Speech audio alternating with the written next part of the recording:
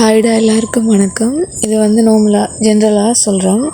இது நீங்கள் எல்லாருமே மற்றவங்களுக்காக வாழ்கிறீங்களா, இல்லை உங்களுக்கு பிடிச்ச மாதிரி? அதாவது உங்களுக்கு பிடிச்ச மாதிரியாண்டா சுயநலம் இல்லாமல் வாழணும். ஸோ அதால் தான் இறைவனுக்கு பிடிச்ச மாதிரின்றது உங்களுக்கு பிடிச்சதை மாற்றிக்கொள்ளுங்க. ஸோ இப்போ இறைவனுக்கு பிடிச்ச மாதிரி வாழும்போது அங்கே சுயநலம் இருக்காது.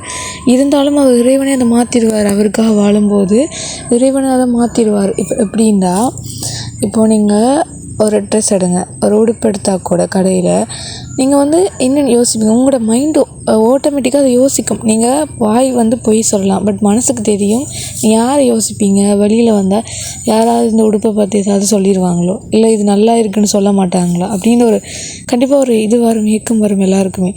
அதுதான் தப்பு. இப்போது நீங்கள் மற்றவங்களுக்காக வாழ்கிறதுக்கு இந்த பூமிக்கு வரல.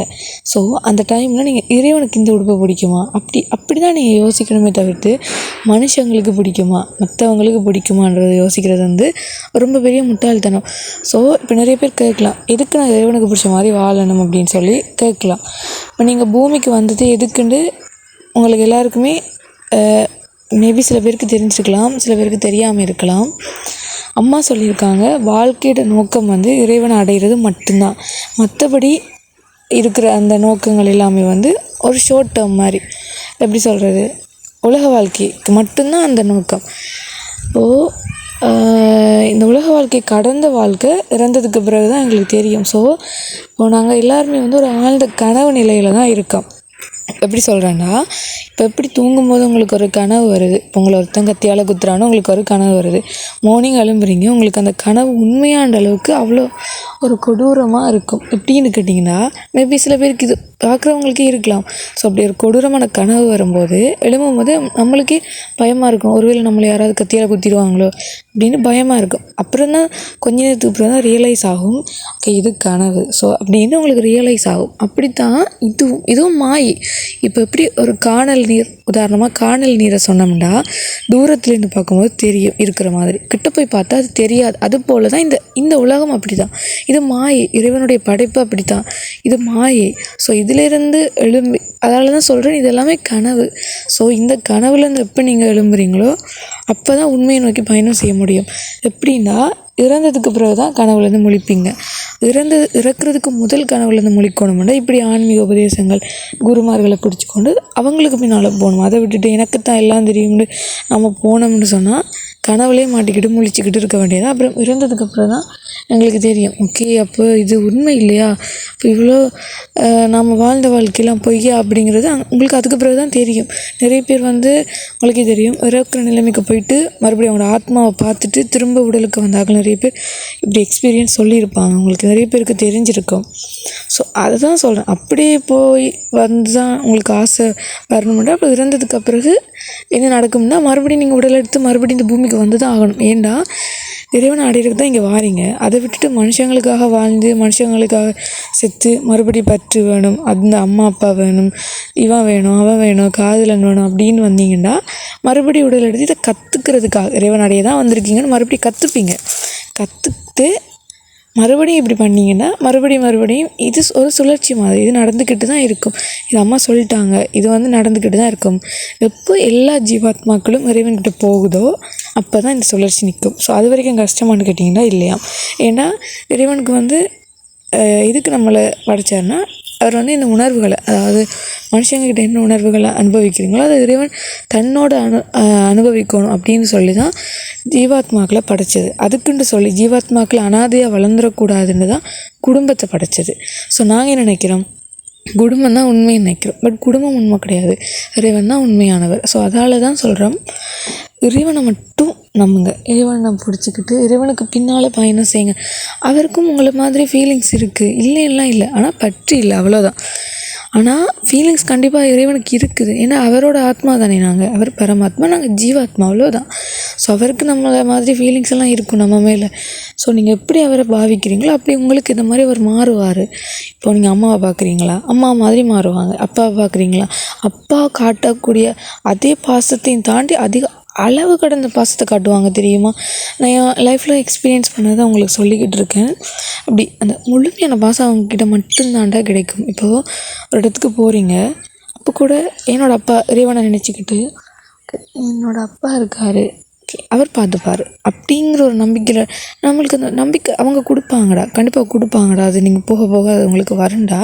பட் இறைவனோட பயணம் செய்யும்போது, இறைவன் குரு இல்லாமல் இறைவனை பிடிச்சிக்கும் போது என்ன நடக்கும்டாடா, இப்போ அவங்க சொல்கிறத எங்களுக்கு அவங்க சொல்லுவாங்க தான், பட் நமக்கு புரியாது. எப்படின்னா உணர்வில் சொல்லுவாங்க, இது பண்ணாத, இது தப்புன்னு இறைவன் சொல்லுவார், பட் எங்களுக்கு புரியாது. ஆனால் குருவோடு சேர்ந்து பயணிக்கும் போது குரு வந்து நம்மளுக்குள்ளே இருக்க அந்த கெட்ட அழுக்குகள் வந்து முதல்ல வெளியில் எடுப்பாங்கடா. வெளியில் எடுத்து நம்மளுக்கு இறைவன் பேசுகிறத புரிய வைப்பாங்கடா. ஸோ அதால் தானே குரு கண்டிப்பாக வேணும் எல்லாருக்குமே. ஸோ குரு இருக்கிறவங்க பிடிச்சிக்கோங்கடா. ஆனால் அதுக்காக குரு இல்லைன்னு கவலைப்படாதீங்க. கண்டிப்பாக நீங்கள் குரு வந்து குருன்றது வந்து அவங்க தெரிவு செஞ்சு வச்சுருப்பாங்கடா. இப்போ நாம் தெரிவு செஞ்சு போகிறது இல்லை தானேடா.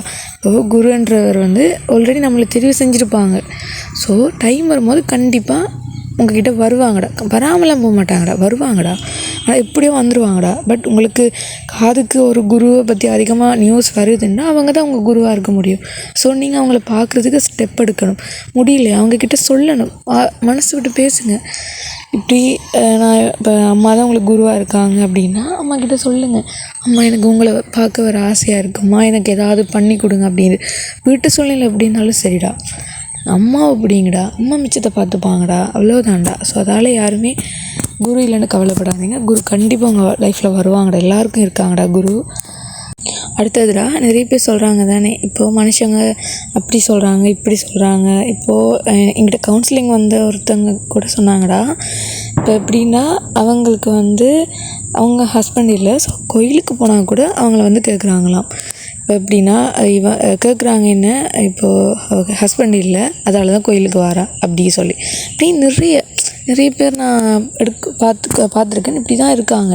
ஸோடா முதல்ல வந்து ஒன்று புரிஞ்சுக்கோங்கடா, நமக்கு பிடிச்சது நம்ம பண்ணுறதுக்கு ரைட்ஸ் இருக்குது. ஏன்னா இறைவனே அதுக்கு சுதந்திரம் கொடுத்துருக்காரா. நம்மளை படைச்சது இறைவன்டா. ஸோ இறைவன் சுதந்திரம் கொடுத்துருக்காரு. ஆக்சுவலி அவரை நம்ம லைஃப்பில் அனுமதிக்கிறதுக்கு கூட நமக்கு சுதந்திரம் கொடுத்துருக்காரா. இப்போது இறைவனை நீ கூப்பிடாமல் உங்கள் லைஃப்பில் அவர் தலையிட மாட்டார். ஆல்ரெடி சொல்லிட்டாரா, நீ என்ன உன் லைஃப்பில் அனுமதிக்காமல் நான் உன் லைஃப்பில் தலையிட மாட்டேன் சொல்லிட்டார். எல்லாருக்குமே ஃப்ரீவில் கொடுத்துட்டாரா. ஸோ இப்போது அப்படி இருக்கும்போது மனுஷங்களால் மட்டும் எப்படா நம்மளோட சுதந்திரத்தில் தலையிட முடியும்? ஸோ யாருமே அவங்க என்ன நினைக்கிறாங்க, இவங்க என்ன நினைக்கிறாங்கன்னு எதுக்குடா கவலைப்படணும்? இப்போ நான் ஜென்ரலாக சொல்கிறேன், நான் இப்போ எல்லாரையும் சொல்லலடா. இதை பார்க்குறவங்க நிறைய பேர் மேபி இருக்கலாம், சில பேர் இருக்கலாம் இல்லையா, அவங்களுக்கு மட்டும் சொல்கிறேன். அவங்க மட்டும் இதை எடுத்துக்கோங்கடா. மற்றபடி இப்படி இல்லாமல் இறைவனுக்காக தான் வாழ்கிறேன்னு இருக்கவங்க கிரேட்டா, ரொம்ப கிரேட், அப்படியே வாழுங்கடா. இப்போது மனுஷங்களுக்காக வாழ்கிறேன்னு சொல்கிறீங்க இல்லையா, குடும்பத்துக்காக வாழ்கிறேன், மனுஷங்களுக்காக வாழ்கிறேன். உதாரணமாக அவங்க ஒய்ஃபுக்காக நீங்கள் வாழ்கிறீங்கன்னு வைங்க. இப்போது ஒரு சண்டை வருது, அவங்கவுங்க மனசை புரிஞ்சிக்கலை, காயப்படுத்துகிறாங்க, உங்களுக்கு எப்படி இருக்கும்? ரொம்ப ரொம்ப வருத்தமாக இருக்கும். எப்படி நம்ம ஒய்ஃப் நம்மளை புரிஞ்சிக்காமல் பேசுகிறாங்கன்னு ஒரு கவலை இருக்கும். முதல்ல அது உங்கள் ஒய்ஃப் இல்லை, அதை முதல்ல புரிஞ்சுக்காங்க. அது வந்து இங்கே தனியாக வாழக்கூடாதுன்னு இறைவன் உங்களுக்கு கொடுத்தது. ஸோ அது இறைவனுடைய குழந்தையாக பார்க்கணும். இறைவனை இப்போ அம்மா சொல்கிறாங்க, இப்போது திருமணத்தில் கூட பற்று இல்லாமல் வாழணும். எதுலேயுமே சரிடா, பற்றே இருக்கக்கூடாதுடா. அம்மாவாக இருந்தாலும் சரி, அப்பாவாக இருந்தாலும் சரி, அவங்கவுங்கள வளர்க்குறவங்க, இறைவன் தான் அவங்கள பெற்றவர். அவங்க மூலமாக அவங்கள வளர்க்குறாரு, அவ்வளோதான். நிறைய பேர் சொல்லுவாங்க, நான் உன்னை அப்படி வளர்த்தேன், இப்படி வளர்த்தேன்லாம் சொல்லுவாங்கடா. அதெல்லாம்டா நம்ம கேட்க தேவையில்லடா. முதல்ல அவங்க எப்படி நம்மளை வளர்க்க முடியும்? அவங்கள காசு கொண்டு வராங்க, அவங்கள நம்மளுக்கு உடுப்பு வாங்கி தராங்க. அந்த உடுப்பு வாங்குறது காசு யாரா தரது? இறைவன் இல்லாமல் எப்படா ஒருத்தங்கக்கிட்டேருந்து எங்களுக்கு நம்மக்கிட்ட காசு வருது? ஓகே, அவங்களுக்கு யாரா காசு கொடுத்தது? ஸோ அந்த அடிப்படை யோசிக்கணும் இல்லையாடா. இங்கேருந்து வந்தது அந்த மூலம் அங்கே இருக்குது, அது இறைவன் தான்டா. இறைவன் தான் நம்மளுக்கு காசு கொடுத்தது. ஸோ இதெல்லாம் உண்மை கிடையாதுடா. பணம், இந்த புகழ், பதவி, இதெல்லாம் கொஞ்சம் காலத்துக்கு தான்டா. மற்றவங்களுக்கு கெத்து காட்டி வாழ்கிறதுக்காகலாம் வாழ்க்கையை வாழக்கூடாதுடா. எப்போவுமே இறைவனுக்காக மட்டும்தான் அந்த பூமிக்கு வந்தோம். ஸோ இப்போ மற்றவங்களுக்காக வாழ்கிறீங்கடா. இப்போது சரி, உங்களுக்கு நாளைக்கு சாவுண்டு எழுதி வச்சுருக்கு, பட் உங்களுக்கு தெரியாது. நீங்கள் நினச்சிட்ருக்கீங்கடா, ஓகே இன்னும் கொஞ்சம் காலம் இருக்குது தானே அப்படின்னு நினச்சிக்கிட்டு இருப்பீங்க. ஆனால் நாளைக்கு சாவு வந்துச்சுன்னு வைங்கண்டா, மேலே போனால் கடவுள் கேட்பார் உங்ககிட்ட, இவ்வளோ காலம் யாருக்காக வாழ்ந்தாண்டு? மற்றவங்களுக்காக வாழும்னு சொல்லும்போது உங்களுக்கு எப்படி இருக்கும்? ஒரே அசிங்கமாக தானடா இருக்கும். ஸோ இறைவன் அப்பயும் அவர் கவலை இருக்கும், பட் அவர் என்ன செய்வார், நம்ம மேலே இருக்க நம்பிக்கையால் மறுபடியும் நம்மளுக்கு உடல் கொடுத்து இங்கே அனுப்புவார். சரி பரவாயில்ல, என் குழந்தை தானே, சரி கற்றுக்கிட்டு வாண்டு. ஸோ நம்மளுக்கு இந்த உடலை கொடுத்தது யாருடா? நீங்கள் அதை யோசிக்கணும்டா, எல்லாருமே யோசிக்கணும்டா. இப்போது இங்கே வந்துட்டோம், உடம்பு கொடுத்தது யார்? நம்ம மேலே இருக்க நம்பிக்கையில் தானே இறைவன் கொடுத்தாரு இந்த உடலை. அப்போ நாங்கள் இதை தப்பாக தானே யூஸ் பண்ணிக்கிட்டு இருக்கோம். மது போதை அப்படி நிறைய நிறைய யூஸ் பண்ணுறாங்கடா, எவ்வளோ இருக்குடா, தப்பாக யூஸ் பண்ணுறாங்க. அதெல்லாம் எவ்வளோ தப்பு. நிறைய பேர் அறியாமையில் தான் இருக்காங்கடா. பட் இது புரிகிறவங்களாவது கொஞ்சமாவது அதை யோசிக்கணும்டா. எதுக்கு வந்தோம், நம்ம யார், எதுக்கு வாழ்கிறோம், மற்றவங்களுக்காக எதுக்கு கெத்து காட்டி வாழணும்? அப்படி இப்போ ஒரு வீடு கட்டினா கூட மற்றவங்க ஏதாவது சொல்லுவாங்களா? இப்போது ஒரு கல்யாணம் பண்ணலைண்டா வீட்டில் இருந்தால் கூட, இப்போது கல்யாணம் பண்ணலையா, வயசு வந்துடுச்சு அப்படி சொல்லுவாங்க. இப்படி நிறைய பேர் இருக்குடா. இப்போ ஒரு எக்ஸாமில் ஃபெயில்டா கூட மற்றவங்க ஏதாவது சொல்லிடுவாங்களோ, எக்ஸாம் ஃபெயில் பண்ணிட்டோம், மற்றவங்களுக்காக தானே ஒரு சின்ன விஷயம் கூட மற்றவங்களுக்காக தாண்டா யோசிக்கிறோம். இப்போ இதில் சொல்லும் போது திருப்பி இல்லைன்னு சொல்லலாண்டா. பட் நீங்களே உங்களை ஏமாற்றி கொள்ளக்கூடாதுடா. நீங்கள் இந்த வீடியோ கட் பண்ணிட்டு நீங்கள் யோசிச்சு பாருங்கடா. நீங்கள் கண்டிப்பாக அப்படி உங்களோட மைண்டே அப்படி போகும்டா. எதுனாலும் மற்றவங்க எதாவது சொல்லிடுவாங்களோன்னு கவலைப்படும். முதல்ல மற்றவங்கள பார்த்து கவலைப்படாதீங்கடா. மற்றவங்க நம்மளுக்கு அவங்க ஒன்றும் செய்ய போகிறது இல்லை. இவ்வளோ கால் நம்மளுக்கு செஞ்சது இறைவன் தான்டா. ஸோ அதுக்காக கெட்டது செஞ்சது இறைவன் அப்படிலாம் சொல்ல இல்லை நான். இப்போது இறைவனை முழுமையாக சரணடைஞ்சு, இறைவா என் லைஃப்பில் எது நடந்தாலும் சரி நீ நல்லதுக்கு தான் பண்ணுற முழு மனசோட சரணடைஞ்சவங்களுக்கு மட்டும்தான் நல்லதாக இருந்தாலும் சரி கெட்டதாக இருந்தாலும் சரி இறைவன் எடுத்து பண்ணுவார்டா. அதில் கெட்டதுன்னு ஒன்று இல்லைடா, எனக்கு நல்லது தான் பண்ணுவார் இறைவன். இப்போ கெட்டது சொல்கிறாங்கல்லடா எல்லாம். இப்போது ஒரு ஆக்சிடெண்ட் நடந்தாலும் சரி, இப்போ ஃப்ளைட்டை வெடித்து மக்கள் நிறைய பேர் இறக்குறாங்க, இப்போது இவ்வளோ ரேப் கேஸ் அப்படி நிறைய நடக்குது இல்லையாடா. எல்லாரும் சொல்கிறது இறைவன் தான். ஒரு சின்ன குழந்தை இறந்தோன்னே இறைவன் தான், இறைவனுக்கு கண் இல்லை, கடவுளுக்கு கண் இல்லை, இப்படி தாண்டா நிறைய பேர் சொல்கிறாங்க. கடவுளுக்கு வலிக்காதுன்னு சொல்கிறீங்களா? இப்போது அவருக்கு வலிக்காது. ஏண்டாடா நாங்கள் அறியாமையில் இருக்கோம்னு அவருக்கு தெரியும். ஸோ அதால் நம்ம குழந்தை நம்மளை பேசுது, பரவாயில்ல. இப்போ ஒரு சின்ன குழந்தை அம்மா வட்டி உதஞ்சா அம்மாவுக்கு வலிக்குமா? இல்லை அம்மா பேசுவாங்களாடா? அம்மா கவலைப்படுவாங்களா? சிரிப்பாங்கடா. அம்மாவுக்கு தெரியும் தானேடா சின்ன குழந்தை. அப்படி தாண்டா இறைவன் நம்மளை அவர் அப்படித்தாண்டா பார்க்குறாரு. அறியாமையில் இருக்க குழந்தைகளாக தான் பார்க்குறாரு. மற்றவங்களுக்கு வேணால் நாங்கள் பெரிய மனுஷங்களாக தெரியலாண்டா. ஆனால் இறைவனை பொறுத்த வரைக்கும் நாங்கள் இப்போ வரைக்கும் குழந்தைகளாக தான் இருக்கோம். அப்படி இருக்கிறது ரொம்ப நல்லதுடா. ஆனால் அறியாமையில் இருக்கவங்க கொஞ்சமாவது இப்படி இந்த விஷயங்கள் காதுக்கு வருது, அப்பயாச்சும் இறைவனோட கருணையால் தான் இதெல்லாம் கேட்குறீங்கடா. அதை புரிஞ்சுக்கோணுண்டா. அதால் இறைவனுக்காக தாண்டா நாங்கள் இந்த பூமிக்கு வந்திருக்கோம். ஸோ இறைவனுக்காக மட்டும் நாங்கள் வாழணுண்டா. இப்போ நான் சொன்னேன் இல்லையா, எக்ஸாம்பிள் இந்த கெட்ட சம்பவங்கள் அப்படின்னு சொல்லி நிறைய பேர் கடவுளை சாட்டுறாங்க அப்படின்னு. அது எல்லாமேடா அவங்க செஞ்ச கர்ம வினடா. அதை அவங்க அனுபவிக்கிறாங்க. ஏன்னா அவங்க இறைவன்கிட்ட தங்களை முழுமையாக ஒப்படைக்கவே இல்லையேடா. இறைவனை நம்ப கூட இல்லையே. அப்புறம் எப்படி இறைவன் அவங்களுக்கு பொறுப்பாளி? அவர் ஆல்ரெடி சொல்லிட்டேன், இறைவன் அவர் கூப்பிட்டா தான் அவர் லைஃப்பில் நம்மளுக்கு அந்த ஃப்ரீ வில் கொடுத்துருக்கார். நீ கூப்பிட்டா நான் உன் லைஃப்பில் என்ன வேணால் பண்ணுவேன் அப்படின்னு. ஸோ நாங்கள் கூப்பிடலை, சும்மா ஏதாவது துன்பம் வந்தால் மட்டும் இறைவன்கிட்ட போய் கேட்குறோம். அப்படி இறைவனை நாங்கள் சரணடையாமல் அவர் தான் எல்லாம் பண்ணுறாருன்ட்டு எப்பட்றா? இப்போ அனைத்தும் இறைவன் அது ஓகேடா. ஆனால் முழுமையாக சரணடைஞ்சவங்களுக்கு தாண்டா அது பொருந்தும். நல்லதாக இருந்தாலும் சரி கெட்டதாக இருந்தாலும் சரி. மற்றபடி எல்லாமே அவங்க கர்ம வினை, அவ்வளோதாண்டா. அந்த கர்ம வினைக்கு அவங்க அனுபவிக்கிறாங்க. அதுக்கு நாம் ஒன்றும் பண்ண முடியாதுடா. ஆனால் அப்போ அனுபவிச்சா கூட இறைவனை சரணடைஞ்சால் கண்டிப்பாக இறைவன் மாற்றுவார்றா. இறைவன் கருணை கொண்டவர், அவர் தானேடா கருணையே. அதை விட்டுட்டு அவரை பேசுகிறதுல எந்த தப்புமே இல்லைடா. ஸோ அதால் தான் அம்மா சொல்லிட்டாங்க ஆல்ரெடி, இங்கே நடக்கிற விஷயத்துக்கும் இறைவனுக்கும் என்ன சம்மந்தமும் இல்லை. அது முழுமையாக சரணடைஞ்சவங்களுக்கு மட்டும்தான் அது பொருந்தும். அது அம்மாவே அவங்க வாயாலே சொல்லிட்டாங்கடா, ஆல்ரெடி சொல்லிட்டாங்கடா. ஸோ யாருமே இறைவனை முதல்ல ப்ளேம் பண்ணாதீங்கடா. முதல்ல உங்கள் மேலே தான் தப்பு. இப்போது நீங்கள் செஞ்சதுக்கு நீங்கள் அனுபவிக்கிறீங்க, ஓகே. அதுக்கு கவலைப்பட்டுட்டு இருக்காதீங்கடா. இப்போ புரியுதுல்ல? இறைவனை பிடிங்கடா. இறைவனை எப்படி பிடிக்கலான்னு கேட்குறீங்களா? இப்போது இறைவன் ஒருக்க உங்கள் லைஃப்பில் கூப்பிட்டு அவர் கூட பாசமாக கதைச்சி பாருங்கடா. லைஃப்பை விட்டு போக மாட்டாரா? மனுஷங்க கூட எப்படி பாசமாக கதைக்கிறீங்களோ அப்படி இவன் கூட கதைங்க. ஒரு நாள் கதைச்சி பாருங்கள், ஆத்மார்த்தமாக கதைங்க, மனசு விட்டு கதைங்க. அம்மாவோட எப்படி கதைப்பீங்க, அப்பாவோட எப்படி கதைப்பீங்க? உங்களுக்கு என்ன பாவம் வருதோ, குழந்தையாவா, கணவனாவா, காதலனாவா, எப்படி வேணால் இறைவனை நாம் பார்க்கலாம்டா. ஸோ எப்படி பார்க்க போகிறீங்க அது உங்கள் விருப்பம். அதில் யாரும் தலையிட முடியாது. ஏன்னா அது உங்களுடைய இறைவன். ஒவ்வொருத்தருக்கும் ஒவ்வொரு ஸ்பெஷலாக இறைவன் வந்துடுவார்றா. நான் பதிவில் போட்டிருக்கேன்டா. ஸோ இறைவன் வந்துடுவார், ஸ்பெஷலாக உடல் எடுத்து வந்துடுவார் உங்களுக்குண்டு, உங்களுக்கு தனியாக டேக் கேர் பண்ணிப்பார். ஸோ உங்களுக்கு என்ன இறைவன் பிடிக்குதோ, உங்களுக்கு எப்படி பார்க்க பிடிக்குதோ அப்படி பாருங்கடா. மற்றவங்க இதுக்கும் ஏதாவது சொல்லுவாங்கன்னு நான் ஆல்ரெடி சொல்லிட்டேன்டா. எந்த விஷயத்துக்கும் மற்றவங்க என்ன யோசிக்கிறாங்க, மற்றவங்க என்ன சொல்கிறாங்கன்ட்டு யோசிக்காதீங்கடா. அது நமக்கு தேவையில்லாத ஒரு விஷயம். ஸோ இறைவன் என்ன யோசிக்கிறாரு, இறைவனுக்கு இது பிடிக்குமா, அப்படி தான்டா நீங்கள் யோசிக்கணும். ஸோ யாருமே கன்ஃபியூஸ் ஆகாதீங்கடா. இப்போது ஒரு நாள் மனசு விட்டு பேசுங்கடா. கண்டிப்பாக இவன் உங்கள் கூட தான்டா இருக்கார் 24 இப்போ நீங்கள் தூங்கும்போது உங்களை யார் உங்கள் ஒய்ஃப் பார்த்துக்குறாங்க, உங்கள் ஹஸ்பண்டே சொல்கிறார் உன்னை நல்லா பார்த்துப்பம்மா, கண்ணுக்குள்ளே வச்சு பார்த்துப்பேன் அப்படிலாம் சொல்லுவாங்க தான்டா. எப்படா பார்த்துக்க முடியும்? அவங்க செத்த எப்படி அவங்கள பார்த்துக்க முடியும்? நீங்கள் அழுகிறது மட்டும்தான்டா. அழுதுட்டு மறுபடியும் பற்று வளர்த்து மறுபடியும் இந்த பூமிக்கு அவங்களுக்காகவே வந்து பிறப்பீங்க. இது தேவையாடா? ஸோ இப்போ தெரியுது இல்லையா இதுக்கு? ஓகே, மறுபடியும் வந்து பிறப்பீங்கன்னு சொல்கிறீங்க இல்லையா? மறுபடியும் இந்த மனுஷ உடம்பு கிடைக்கும்னு உங்களுக்கு யாரா சொன்னது? மனுஷ உடம்பு கிடைக்கலாம், நீங்கள் செஞ்ச கர்ம வினைக்கு ஏற்ற மாதிரி ஆடாக பிறக்கலாம், ஒரு புழுவாக பிறக்கலாம், பாம்பாக பிறக்கலாம். ஸோ இப்படி எவ்வளவோ இருக்குடா. ஸோ மனுஷனாக தான் பிறக்கணும்னு இல்லையடா, நம்ம கர்ம வினைக்கு ஏற்ற மாதிரி பிறப்போம், அவ்வளோதான். அதுக்காக தான்டா இறைவனை பிடிங்கன்னு சொல்கிறோம். ஸோ இறைவனோட மட்டும் பேசி பழகுங்கடா. இறைவன்கிட்ட மனசு விட்டு பேசுங்கடா. இறைவன்கிட்ட உங்கள்கிட்ட கஷ்டம் கவலை இறைவன்கிட்ட என்ன வேணால் சொல்லலாம்டா. இப்போ ஒரு வரையறை அப்படிங்கிறதே இல்லைடா இறைவன்கிட்ட. இப்போது பீரியட்ஸ் டைமில் கோயிலுக்கு போகக்கூடாதுலாம் சொல்லுவாங்க, அதெல்லாம் முதல்ல போயிடா. முதல்ல இறைவன் நம்மளுடைய அம்மா அப்பாடா. இது அம்மா சொல்லியிருக்காங்க, பெத்த அம்மா அப்பாடா. முதல்ல அவங்க ஒரு அம்மா அப்பா எப்படா பீரியட்ஸ் டைமில் ஒரு காய்ச்சல் வந்தால் நம்மளை போ வெளில போ அப்படின்னு சொல்லுவாங்க. அப்போ இறைவன் நம்மளை அப்படியாடா இறைவன் சொன்னாராடா? பீரியட்ஸ் டைமில் கோயிலுக்கு வராதிங்கன்னு இறைவன் சொன்னாராடா? சுற்றி இருக்கவங்க தானடா அப்படி சொல்கிறாங்க. ஸோ எதுக்குடா நீங்கள் கவலைப்படுறீங்க? இப்போ கூட அப்படி இருப்பாங்க நிறைய பேர், வீட்டில் கூட விடாமல். ஸோ எதுக்கு நாங்கள் வீட்டில் சொல்லிக்கிட்டு இதெல்லாம்? நம்ம மனசுக்குள்ளே இறைவன் இருக்கார் இல்லையா? ஸோ மனசுக்குள்ளே இருக்க இறைவனை தூக்கி போட முடியாது இல்லையா?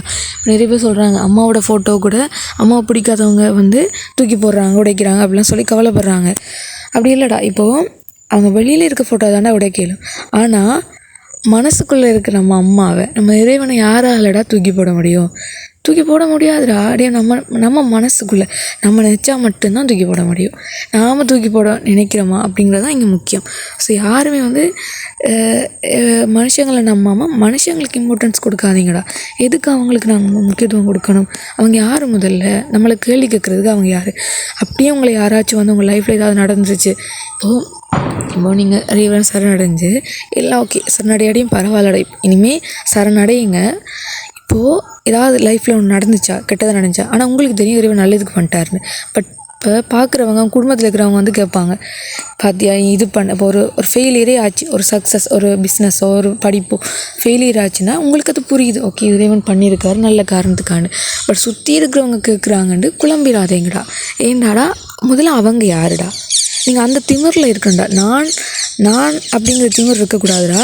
பட் நான் இறைவனுடைய குழந்தை, இறைவன் நான் எல்லாம் பண்ணுறாரு அப்படிங்கிற திமிரோட நீ யார் என் லைஃபுக்கு கேள்வி கேட்குறதுக்கு? அந்த திமிர் இருக்கணும்டா, கண்டிப்பாக இருக்கணும்டா, எல்லாருக்குமே இருக்கணும். அது இல்லைன்னா ஒன்றும் பண்ண முடியாதுடா. இறைவன் இருக்கார், அவர கேள்விக்கு மட்டும்தான் நான் பதில் சொல்லணும் அப்படிங்கிற ஒரு திமிரில் நீங்கள் இருக்கணும்டா, எல்லாருமே இருக்கணும். ஸோ யாருமே கவலைப்படாதீங்க, எது நடந்தாலும் இறைவன் உங்களை பார்த்துப்பாரு, உங்களை சேவ் பண்ணிப்பார். இதுக்கு அதோட இப்போது நீங்கள் இறைவனோட பேசி பழகி உறவாடிக்கிட்டு இருக்கோய்க்குள்ள இன்னும் கனெக்ட் ஆகணும் அப்படின்னு சொன்னால், இப்போது செய்கிற வேலையில் வந்து நீங்கள் இறைவனை கூப்பிட்டு செய்யுங்கடா. பெரிய வேலையாக இருந்தால் இறைவனை கூப்பிட்டு, எந்த வேலையாக இருந்தாலும் சரி இறைவனை கூப்பிட்டு செய்யுங்க. மற்றது நாம ஜெபம் பண்ணுங்கடா இடைவிடாமல். மற்றது வந்து அந்த எண்ணங்களுக்காக நாம ஜெபம் பண்ணுற மனசை ஒருநிலைப்படுத்துறதுக்காகடா. ஸோ நாம ஜெபம் கண்டிப்பாக எல்லோரும் பண்ணுங்கடா. மற்றது வந்து எல்லாமே இறைவன் தான் பண்ணுறாரு. இப்போ உங்களுக்கு ஒருத்தங்க வந்து ஒரு பொருள் கொடுக்குறாங்களா, இறைவன் தான் கொடுக்குறாரு இவங்க மூலம். ஏன்னா அவங்களால எப்படின்னா நம்மளுக்கு இப்போ ஒரு பொருள் மனசில் நினைக்கிறீங்க சரியா, உங்களுக்கு பிடிச்சவங்க கொண்டு வந்து கொடுக்குறாங்க. அப்போ நீங்கள் என்ன நினைப்பீங்க, ஓகே நமக்கு பிடிச்சவங்க தானே, அதால் நம்ம ஃபீலிங்ஸ் அவங்களுக்கு புரியுது அப்படின்னா நிறைய பேர் இருக்காங்கடா. இன்னும் கணவன் தான் உலகம், மனைவி தான் உலகம், இப்படி வாழ்கிறாக்கள் நிறைய பேர் இருக்காங்க தான். ஆனாடா அறியாமையில் இருக்காங்கடா. அது அவங்க தப்புன்னு என்னால் சொல்ல முடியல. ஆனால் இப்போ என்ன சொல்கிறது, அவங்களுக்கு தெரியல. அதான் மற்றபடி தெரிஞ்சவங்க அப்படி பண்ணுவாங்களான்னு எனக்கு தெரிஞ்சவங்க கூட நிறைய பேர் இப்படி இருக்காங்கடா. ஸோ அதால் வந்து ஒரு பொருள் கொடுத்தா இறைவன் கொடுக்குறாரு. ஏன்னா இறைவனுக்கு தான் நம்ம மனசு புரியும். அவர் தான் இன்னொருத்தவங்க மூலமாக நம்மளுக்கு வந்து அந்த பொருள் கொடுக்குறாரு. ஒருத்தவங்க நம்மளை பேசுகிறாங்களா, நம்ம செஞ்ச கர்மாவை கழிக்கிறதுக்கு இறைவன் என்ன பண்ண முடியும்? இப்படி தான் மற்றவங்களை வச்சு பேச முடியும். அதுக்காக அவருக்கு வலிக்கலைன்னு கேட்குறீங்களா? நம்ம செஞ்சதுக்கு பேசும்போது நம்மளுக்கே அவ்வளோ வலிக்கும் போது அவரோட குழந்தை அவருக்கு எப்படி வலிக்கும். பட் நிலை இல்லாதது எப்படின்னா பற்றில்லை அவருக்கு. ஸோ அதால் அவருக்கு வலிக்காது. அதால் நம்ம குழந்தைய இன்னும் ஆன்மீகத்துக்குள்ளே எப்படி ஆன்மீக ஞானத்தை கொடுத்து உயர்த்தலாம் அப்படி தான் பார்ப்பாரே ஒழிய, மற்றபடி அவர் வந்து இதுக்கு நிரந்தரமாக கவலைப்பட்டுக்கிட்டு இருக்க மாட்டார். ஸோ வந்து எல்லாருமே வந்து இறைவனை வந்து உங்களோட ஒரு உறவில் வச்சுக்கிட்டு இறைவன் கூட பேசி பழகி இறைவனை முழுமையாக சரணடைஞ்சு இறைவனை நம்புங்கடா. இதை தவிர்த்து வேறு சொல்கிறதுக்கு இல்லைடா. ஏண்டா இவ்வளோதான், இறைவனை பற்றி பெருசாலாம் சொல்கிறதுக்கு இல்லைடா. ஏண்டா அவர் ஒரு நாள் கதைச்சு பாருங்கள் ஆத்மார்த்தமாக. உங்களை விட்டு போகவே மாட்டாரா, நீங்களே போனாலும் போக மாட்டாரா. அவ்வளோ கருணையானவரா, அன்பானவரா. ஒரு 24 மணித்தியாலும் உங்களை யாரா பார்த்துக்கிறது? உங்கள் புருஷன் பார்த்துப்பானா? உங்கள் பொண்டாட்டி பார்த்துப்பாங்களா? தூங்கும்போது யாரா அவங்கள பார்த்துக்கிறது? அதே சொல்கிறாங்க தானே, உங்கள் கணவன் சொல்கிறாரு தானே, இப்போது நான் உன்னை பார்த்துக்கிறேன் அப்படின்னு. தூங்கும்போது எப்படி அவங்க அவங்கள பார்த்துப்பாங்க? தூங்கும்போது உங்களுக்கு பாம்பு கடிச்சா யாரா பார்த்துப்பாங்க? இறைவன் தானடா பார்த்துப்பாங்க. ஸோ இறைவனை நம்புங்கடா. இறைவனுக்கு தெரியும். இப்போ உங்களுக்கு பாம்பு கடிக்குதா, அவருக்கு தெரியும். இப்போது உங்களுக்கு எப்படி சொல்கிறது, என்னோடய லைஃப்பில் நடந்ததுடா, நிறைய எக்ஸ்பீரியன்ஸ் இருக்குடா. பட் நான் அதை உங்களுக்கு ஷேர் பண்ணுறேன், ஒன்று ஷேர் பண்ணுறேன். இப்போது இதை சொல்கிறேன்டா. ஒரு நாள் என் ரூமுக்கு அரணை வந்துச்சுடா. அது எனக்கு தெரியாது. ஆனால் அந்த வர்ற டைம், அந்த வாசலுக்கு போகிற டைமில் என் கண்ணில் காட்டிட்டாங்க இறைவன். என் அம்மா காட்டிட்டாங்கடா. அதோடு நான் அது போயிட்டு வெளியே திரச்சிட்டு ஆச்சு. சரியா? அப்புறம் அடுத்த நாள் என்ன ஆச்சுன்னா, அடுத்த நாள் வந்திருக்கு அதே அரணை வந்திருக்கு. ஆனால் எனக்கு அது தெரியாது. நான் கோவில் போயிட்டு வீட்டை வாரேன், வந்து ரூமில் இருக்கான். பட் எனக்கு ஏதோ சத்தம் கேட்குது பெட்டிக்குள்ளே. ஆனால் நான் அதை கண்டுக்கலை. ஏன்னா எனக்கு நம்பிக்கை இருக்குது, என் அம்மா இருக்காங்க. எனக்கு எதுவுமே அம்மா இருக்கும்போது என்னடா கவலை, அப்படியே நடந்தாலும் அம்மா கர்மா தாண்டா கழிப்பாங்க. ஸோ உண்மையான அன்பு இருக்கும்போது அவங்க எது பண்ணாலும் எங்களுக்கு தப்பாகவே தெரியாதுடா, கண்டிப்பாக தெரியாதுடா. ஸோ அன்றைக்கி என்ன ஆச்சுன்னா, அந்த அரணை வந்து எனக்கு தெரியாது. அப்போது நான் கொஞ்ச நேரத்தில் என்ன ஆச்சுன்னா, அந்த அரணை பெட்டிக்குள்ளேருந்து கீழே எழும்பி வந்த வழியால் திரும்பி போயிடுச்சுடா. ஸோ இப்படி நிறைய நடந்திருக்குடா எனக்கு. நான் உங்களுக்கு ஒவ்வொரு விஷயமாக சொல்கிறேன்டா. எல்லாம் சொல்லும்போது உங்களுக்கு இது புரியும்டா. இவனோட கருணையை பற்றி உங்களுக்கு அப்போ புரியும். ஸோ நான் எல்லாமே அம்மா பார்த்துப்பாங்களா ஒப்படைச்சதால அவங்க என்ன பார்த்துக்குறாங்க, டேக் கேர் பண்ணி. இப்போ என்ன ஒருத்தவங்க அசிங்கமாக பேசுகிறாங்களா, அம்மா தான் பேசுகிறாங்கன்னு நினைப்பேன். ஏன்னா அம்மாவோட கண்ட்ரோலில் இருக்கும்போதுடா, அம்மா தாண்டி நம்மளை ஒருத்தரும் பேச முடியாதுடா. ஏன்னா அம்மாவுக்கு வலிக்கும் இல்லையாடா, அம்மாவோட குழந்தை இல்லையா, அம்மாவுக்கு வலிக்கும் தானடா. அதால் அம்மா தான் அவங்களுக்குள்ள இறங்கி பேசுவாங்க. ஸோ அதால் யாருமே கவலைப்படாதீங்கடா. என்ன நடந்தாலும் ஒரு நியூட்ரல் ஸ்டேஜில் இருந்து ஜஸ்ட் அதை பாருங்கள், அவ்வளோதான்டா. மற்றபடி இதெல்லாம் ஒன்று பெரிய சீன்லாம் இல்லைடா. இது ஒரு படம் மாதிரிடா. நாமெல்லாம் இங்கே நடிக்கிறோம். இறைவன் படத்தை டைரக்டர் மாதிரி அவர் தான் எல்லாத்தையும் க்ரியேட் பண்ணுறாரு. ஸோ நாங்கள் நடிக்கிறோம், அவ்வளோதான். ஒரு சீன் முடியுதா, அதோடு விட்டு வாங்கடா, அவ்வளோதான்டா. இப்போ உங்களுக்கு ஃபீலிங்ஸ் வருது இல்லையா, அந்த ஃபீலிங்ஸுக்கு இம்பார்ட்டன்ஸ் கொடுக்கக்கூடாதுடா. அந்த ஃபீலிங்ஸை கடந்தால் தான்டா நம்மளால் இதை ஒரு படமாகவே பார்க்க முடியும். பட் அது கஷ்டம்தான்டா. பட் முயற்சி பண்ணுங்கடா. நம்ம 1 ஸ்டெப் எடுப்போம், இறைவன் பார்த்துப்பார்றா. மிச்ச ஸ்டெப் அவரே நம்மளை கூட்டிகிட்டு போயிடுவார்றா. அவருக்கு தெரியும் இல்லையா. ஸோ அதால் மற்றது வந்து இப்போது எனக்கு நிறைய ஆசைகள் இருக்குது. அப்போ இறைவனுக்கு அது பிடிக்குமா அப்படிலாம் நிறைய பேருக்கு ஒரு கேள்வி இருக்கும். அதுக்கும் இதுக்கும் எந்த சம்மந்தம் இல்லைடா. இறைவனுக்கு நாங்கள் இப்போ வரைக்கும் குழந்தைகள் தான். ஸோ நம்மளுக்கு இப்போ அவர்கிட்ட சரணடையும் போது என்ன நடக்கும்டாடா, நமக்கு எது நல்லதோ அதை மட்டும் பண்ணுவார். இப்போ ஆசைகள் இருந்தாலும் அது நல்ல ஆசைகள். இப்போ தேவையில்லாமல் நிறைய ஆசைகள் இருக்கும்டா, நிறைய ஆசைகள். ஸோ அவருக்கு தான் தெரியும் அது நல்லதா கெட்டதா அப்படின்னு. அப்போது நல்லதுண்டா நிறைவேற்றி கொடுத்துட்டு நம்மளை அவர் பக்கம்தான் இழுப்பாரே தவிர்த்து ஆசைகளை விட்டுட்டு வாங்க எந்த கடவுளும் சொல்லலடா. ஸோ ஆசை இருக்குன்னு பயப்படாதீங்க. ஆசை வீடு கட்டின ஆசை இருக்கட்டும், இறைவனை பிடிங்க, அவரே பார்த்துப்பாரா எல்லாத்தையுமே. நீங்கள் இதுக்கும் கவலைப்படாதீங்க. பட் கடமையை செய்யுங்க. இப்போ வேலைக்கு போகிறீங்களா, போங்க, வேலைக்கு போங்க. பட் சம்பளம் வரலையா, கவலைப்படாதீங்க. ஏன்னா இறைவன் கொடுக்கல. ஓகே, கொடுக்கும்போது அதான் பலன்டா, அதை தான் எதிர்பார்க்கக்கூடாதுடா. ஸோ கடமையை நீங்கள் செய்யுங்க. எக்ஸாம் செய்கிறீங்களா, எக்ஸாம் செய்கிறதும் உங்கள் கடமை முடிஞ்சுது. ரிசல்ட் என்னவாக இருந்தால் என்னடா, அது பலன், அது இறைவன் பார்த்துப்பாடுறா. ஸோ அதால் எந்த ஒரு கடமையை எதிர்பார்க்காம செய்யுங்க. இறைவனை முழுமையாக சரணடையுங்க. இந்த குருட்டுத்தனமான நம்பிக்கை இருக்கக்கூடாதுடா இறைவன் மேலே.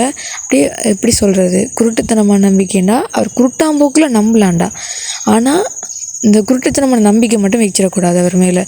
வச்சா நம்பிக்கை எடுக்கவே கூடாதுடா. அப்படி நம்பிக்கை உடையுதா, பரவாயில்ல, அவர்கிட்ட சொல்லுங்கள், அவர்கிட்ட சொல்லுங்கடா, இறைவன்கிட்டே சொல்லுங்கள். ரேவா இப்படிலாம் சொல்கிறாங்க ரேவா, உன் மேலே எனக்கு நம்பிக்கை வருது, இல்லை நான் என்ன ரேவா பண்ணுறது, கேளுங்க. உங்களுக்கு பிடிச்ச கடவுள்கிட்ட போய் கேளுங்கடா. இறைவனுக்கு எல்லாம் தெரியும். நாங்கள் மனசுக்குள்ளே ஓடுறதுலேருந்து எல்லாம் தெரியும். ஒன்றும் தெரியாண்டில்லை இறைவனுக்கு. எல்லாத்தையும் சொல்லுங்கள் அவர்கிட்ட. அவர் பார்த்துப்பாரா, எல்லாத்தையும் பார்த்துப்பாரு. அவர் பார்த்துக்கலன்னா சொல்லுங்கடா, என்கிட்ட வந்து கேளுங்க. அப்படிலாம் நடக்காதுடா. இறைவனை முழுமையாக சரணடைஞ்சவங்களுக்கு அப்படிலாம் இறைவன் நடக்க விட மாட்டார். ஸோ அதால் இறைவனை முழுமையாக நம்புங்க. மனுஷங்களுக்கு இம்பார்ட்டன்ஸ் கொடுக்காதீங்க. மற்றவங்களுக்காக யோசிக்காதீங்க. மற்றவங்களுக்கு என்ன உதவி பண்ணலாம்னு யோசிங்கடா. அது தப்பு இல்லைடா. ஆனால் மற்றவங்களுக்காக வாழ்கிறது அதெல்லாம் ரொம்ப தப்புடா. மற்றவங்க தான் கேட்டுருவாங்களே, அதுக்கெலாம் பயப்படாதீங்கடா. அவங்க என்ன டேஷுக்கு நம்மக்கிட்ட கேள்வி கேட்க முடியும்டா. முதல்ல அவங்க யாரா, நம்மளுக்கு இந்த உடம்பு கொடுத்தாங்களா, யாரா அவங்க, நம்மளுக்கு இதெல்லாம் கொடுத்தது அவங்களாடா, இறைவன் கொடுத்தாரா. நம்ம வீட்டில் இருக்கிறவங்களே கேட்டால் கூட அப்படி தான்டா, அதான் பதில்டா. ஏன்னா அவங்க வேறு, நாங்கள் வேறடா. இப்போ எப்படி சொல்கிறது, எல்லாருமே ஆத்மாக்கள், எல்லாருமே ஒன்று தான், அது ஓகேடா. பட் இப்போ நான் என்ன சொல்கிறேன்டா, அவங்களுக்கு நீங்கள் இம்பார்ட்டன்ஸ் கொடுக்கக்கூடாது. எல்லாருமே ஒரே மாதிரி நின்றுட்டு ஓகே இவங்களும் இறைவன் தானே அப்படின்னு அவங்க கேட்குற கேள்விக்கு நீங்கள் குழம்பிடக்கூடாதுடா. அதை பற்றி நான் சொல்லலைடா. ஸோ இப்போது உங்களை சுற்றி இருக்கிறவங்களே உங்கள்கிட்ட கொஞ்சம் என்ன சொல்கிறது, ஹர்ட் பண்ணுற மாதிரி நடந்தால் கூட நீங்கள் கவலைப்படாதீங்க. அவங்கள கேள்வி கேட்குறாங்களோ அவங்க கேட்டு போட்டுண்டா. நம்மளுக்கு என்னடா, நாம் இறைவனுக்காக வாழ வந்திருக்கோம். இறைவனுக்காக வாழ்ந்துட்டு இறைவன்கிட்ட தான் போக போகிறோம். எல்லோரும் இறைவன்கிட்ட தான் போக போகிறேன்டா. அவங்க மட்டும் என்ன இங்கேயா இருக்க போகிறாங்க, இல்லையே. ஸோ எதுக்குடா அவங்க கேள்வி கேட்குறீங்க? யார் சொல்கிறதையும் கேட்காதீங்கடா. அம்மா என்ன சொல்கிறாங்க, இறைவன் என்ன சொல்கிறாங்க, உங்கள் குரு என்ன சொல்கிறாங்க, அது மட்டும் கேளுங்கடா. அவ்வளோ போதுண்டா. மற்றது என்ன ஒரு பிரச்சனை வந்தாலும் சரி, எது வந்தாலும் சரி, முதல்ல இறைவன்கிட்ட சொல்லுங்கள். இப்போ உங்களுக்கு அழணும்னு தோணுதா, இறைவன் முன்னாடி போயிட்டு சொல்லி அழுங்க. ஒரு பிரச்சனையா, உங்களுக்கு ஃபோனில் காசு முடிஞ்சுதா, இல்லாட்டிக்கு உங்களுக்கு என்ன ஒரு பிரச்சனைனாலும் சரி, உங்களுக்கு பாத்ரூம் போகலையா, என்ன மோடா. இப்போ நான் இதெல்லாம் ஏன் சொல்லணும்னா, நான் இப்படி தான் என் அம்மா கூட நான் இப்படி தாண்டா கதைக்கிறேன்னா, நான் என் அம்மா கூட ஓப்பனாக கதைக்கிறதால நான் உங்களுக்கு அதை சொல்லி கொடுக்குறேன். நிறைய பேர் இதை இருப்பாங்க தானே தெரியாமல். ஸோ அதால் என்ன வேணால் கேளுங்கடா. ஏன்னா அது உங்கள் கடவுள்டா, உங்கள் கடவுள். நீங்கள் என்ன வேணால் கேட்கலாம்டா, என்ன வேணால் கதைங்கடா, உங்கள் விருப்பம்டா. உங்களுக்கு ஒரு பிரச்சனையா, அவன் ஏமாற்றிட்டானா, ஊர்க்கதையா, உலகக்கதையா, எல்லா கதையும் உங்கள் இறைவன் கூட கதைங்கடா. இப்போது மனுஷங்க கூட இந்த ஊர்க்கதை குறை சொன்னாதாண்டா அது கர்மாவாக போயிட்டு ரெக்கார்ட் ஆகும். இறைவன் கூட இதெல்லாம் கதைச்சிங்கன்னு வைங்க, அது ரெக்கார்டே ஆகாது, அது கர்மா இல்லை முதல்ல. ஸோ அதால் இறைவன்கிட்ட என்ன வேணால் கதைங்க, என்ன வேணால் சொல்லுங்கடா. ஓகேடா, எல்லோரும் இறைவனை நோக்கி பயணம் செய்யுங்க. ஓம் நம சிவாய. வாழ்க வளமுடன். ஏதாவது டவுட்ஸ் அப்படி ஏதாச்சும் இருந்ததுன்னா எங்களுக்கு கமெண்ட்ஸில் போடுங்கடா. நான் ஃப்ரீயாக வந்து ஸ்பிரிச்சுவல் கவுன்சிலிங் கொடுக்குறேன்டா. ஸோ தேவையானவங்க கமெண்ட்டில் போடுங்க, நான் உங்களுக்கு நம்பர் கொடுக்குறேன், அதில் டீட்டெயில்ஸ் அனுப்பலாம். ஓகேடா, நம சிவாய. ஸோ எத்தனை பேர் இறைவனுக்காக வாழ போகிறீங்க அப்படின்ட்டு சொல்லுங்கடா, கீழே கமெண்ட்ஸில் சொல்லுங்கடா. இறைவனுக்காக யாரெல்லாம் வாழ போகிறீங்க அப்படின்னு சொல்லுங்கள். இது வரைக்கும் வாழ்ந்துக்கிட்டு இருக்கீங்கன்னா அவங்களும் சொல்லுங்கடா.